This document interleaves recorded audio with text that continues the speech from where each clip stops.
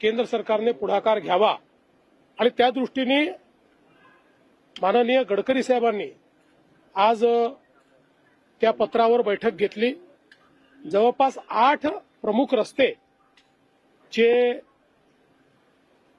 म्हणजे संभाजीनगरकडनं नाशिकला येणारे रस्ते असतील, नागपूरकडनं येणारे रस्ते असतील, धुळ्याकडनं येणारे रस्ते असतील, इकडे गुजरातकडनं येणारे रस्ते असतील, मुंबईकडनं येणारे रस्ते असतील, पारघरकडनं येणारे रस्ते असतील, असे सगळे जे रस्ते आहेत की ज्याचा जास्तीत जास्त उपयोग हा कुंभच्या काळामध्ये होणार आहे आणि प्लस काही अंतर्गत रस्ते देखील राष्ट्रीय महामार्गाकडे आहेत, अशा सगळ्या रस्त्यांच्या विकासाच्या संदर्भात आज ही बैठक झालेली आहे आणि माननीय गडकरी साहेबांनी जवळपास या सगळ्या रस्त्यांना तत्वतः आज मान्यता दिलेली आहे।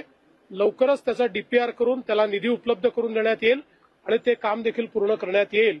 यामुळे कुंभच्या काळामध्ये जो काही प्रचंड मोठा ट्रॅफिक अपेक्षित आहे त्या ट्रॅफिक करता विस्तारित रोड नेटवर्क हे आपल्याला उपलब्ध होणार आहे। द्वारका सर्कलचा एक मोठा विषय आहे जो कुंभमेळ्यासाठी द्वारका सर्कलचा जो काही विषय आहे त्याच्यामध्ये 2 फेज करायचे ठरले आहेत।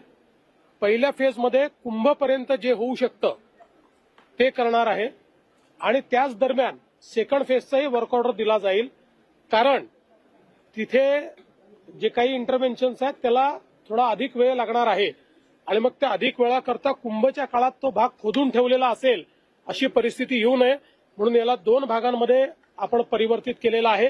एक भाग हा कुंभपर्यंत करण्यात येईल आणि दुसऱ्या भागाचं काम कुंभ नंतर सुरू करण्यात येईल।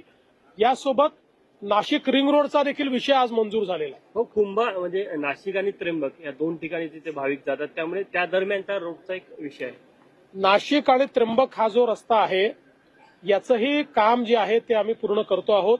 विशेषतः काही ठिकाणी आता आपण 6 लेनचा रोड करतो आणि पलीकडे 4 लेनचाच रोड होता, तोही 6 लेनचा करण्याची आता गडकरी साहेबांनी मान्यता दिली आहे।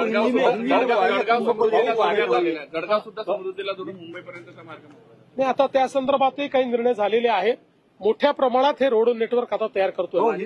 आज जो 2027 में नासिक और त्र्यंबकेश्वर में महाकुंभ होने वाला है उसके रास्तों का नेटवर्क तैयार हो, इस दृष्टि से मैंने राष्ट्रीय महामार्ग बनाने के लिए प्रधानमंत्री जी को चिट्ठी लिखी थी और आज उसी के चलते हमारे देश के जो रास्तों के मंत्री हैं आदरणीय नितिन गडकरी जी, इन्होंने नागपुर में बैठक ली और इस बैठक में 8-9 रास्तों की हमने मांग की थी, वो सारे रास्ते उन्होंने मंजूर किए हैं, जिसमें रिंग रोड भी है, त्र्यंबकेश्वर को जाने वाला रास्ता भी है और 6 तरफ से नासिक की ओर रास्ते आते हैं।